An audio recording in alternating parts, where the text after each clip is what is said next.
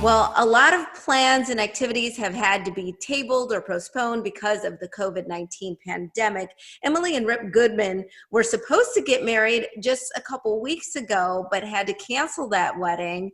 They join us now to talk about what actually happened. Thanks, you two. Thank All right, thank you.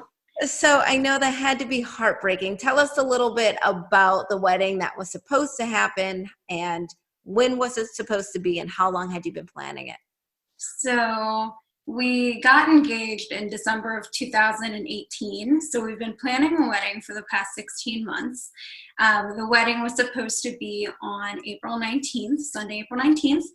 And about the beginning of March, we unfortunately had to cancel that due to COVID. How did you handle that news? It was kind of, it was kind of in the back of our heads at first because we saw that things were starting to build up more and more with the pandemic.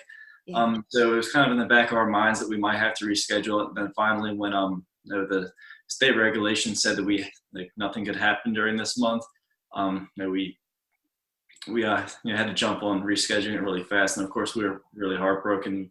We had that date set in our minds for over a year now. So we thought maybe, with so much uncertainty, it's better just to go ahead and do it so we can be married and then, have the celebration, when it's appropriate. But I woke up on Friday, and we had decided not to, but I woke up Friday morning, the 17th, and I said, why don't we just go ahead and do this? Because I decided I didn't want this weekend to pass without us having gone through with it. Well, that's great. And so how did you pull it together? You had 155 guests who were planned for the original date, and now you're trying to think of how you can make a socially distant wedding. So what goes into that? Yeah, we really didn't know if we would be able to. We had to find out if our officiant could even do it on that Sunday anymore, and we wanted it documented, and we had to figure out where we were going to do it. So we got in touch with our officiant. She was very willing, last minute to come do a socially distanced wedding. We were all stood 6 feet apart. And we got in touch with our amazing photographers. They are Capture Legacy Photography, and we probably couldn't have done this without them.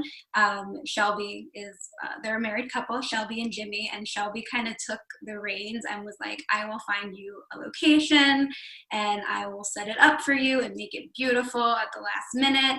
So really just the help of her and our parents. Rip and I didn't have to do very much.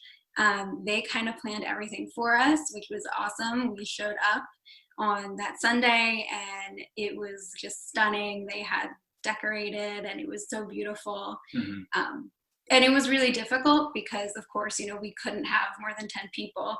And so with our siblings alone, it was over 10 people. So It was just us and our parents. Went down for about 160 to 4. Well, it's what we have to do in these times, and you guys were able to get married. And as I understand it, you also had a surprise at the end of everything, right? We did, and it totally blew us both away, I think.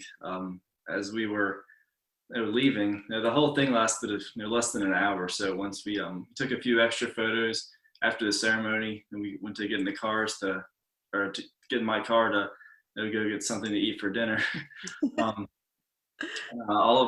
Tons of our friends and relatives were lining the road as we're driving away. Now, all, of course, wearing masks and spaced apart from each other, but they're there waving to us and ringing bells and chimes and everything.